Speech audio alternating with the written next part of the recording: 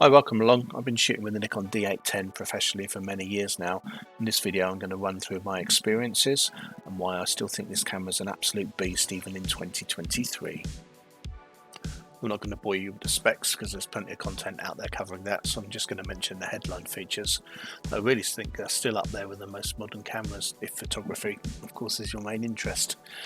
Get a full frame 36.3 million pixel sensor which has no optical low pass filter, which will give you that little extra boost and crispiness to your images. Images produced at 7360 pixels wide by 4912 high, all the resolution you're ever likely to need. And the ISO range goes from 64 up to 12,800. It's expandable as well down to ISO 32 or up to 51,200. Back in 2016 it retailed at just under £3,000. Back then I was a military photographer taking group photos, and we just moved from the Hasselblad medium format cameras to the D810. That was totally liberating in the way that we photographed. It was so much quicker, so much easier than the Hasselblad kit to use the Nikon D810. It weighed a lot less, and obviously it cost a lot less than the medium format Hasselblads did back then. Here's a frame of me back then rocking a D2X back in the day. What a revolutionary camera that was as well. Connectivity is excellent. We've got a 3.5mm headphone and microphone jack on the side of the camera here, a micro B USB port. We've also got a mini HDMI port. As the name suggests, it's a bigger port than the more common micro HDMI port and much stronger as well, but not as big as the gold standard full-size HDMI port. Nowadays I mostly photograph dance and theatre events, so the good old D810 has had to transition from being a large group military high resolution beast of a camera to a camera that often shoots in incredibly low light situations, starting at ISO 3200 and shooting above that with no issues at all. Pair it with a 7200 2.8 lens, I think it still delivers stunning images that are usually received superb feedback from all of my clients. And it does this at a fraction of the cost of modern mirrorless setups as well. Don't get me wrong, I shoot with mirrorless cameras. I have done a lot.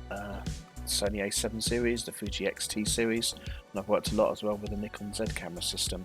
But to my eye, and certainly if you're on a budget, the D810 goes toe to toe with these newer offerings, certainly as far as photography goes anyway.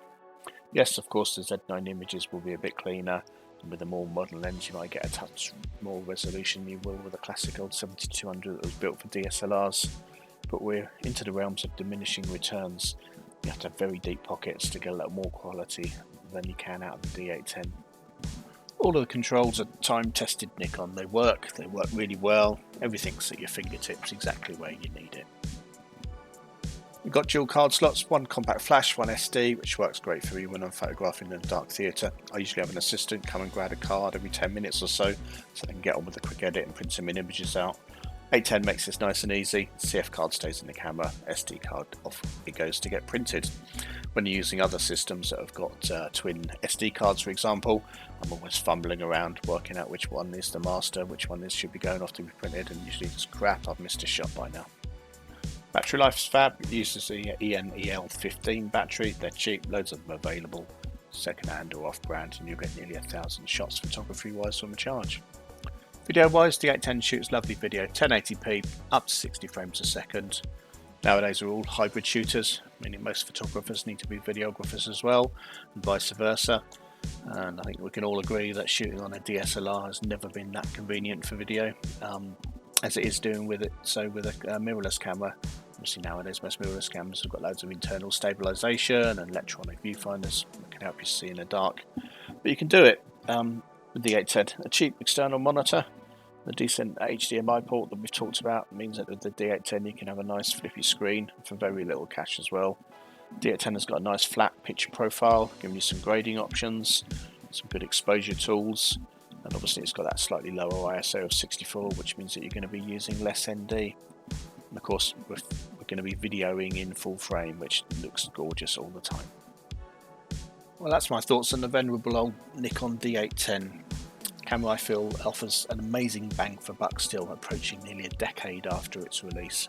I still love it. Hope you enjoyed my thoughts and ramblings. If you did, please stick around by subscribing and give the video a like. I intend to be creating on a regular basis from here on in, and I'll see you in the next video.